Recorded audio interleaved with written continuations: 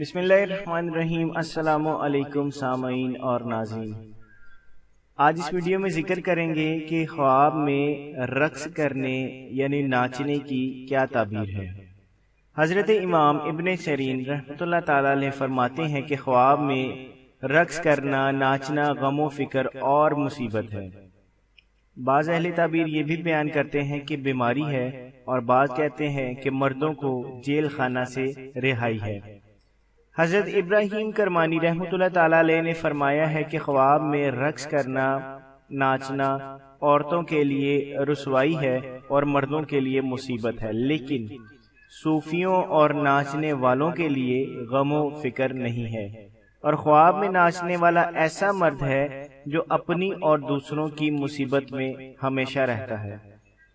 حضرت امام جعفر صادق علیہ السلام فرماتے ہیں کہ خواب میں ناچنا غم اور مصیبت ہے۔ جزاک اللہ۔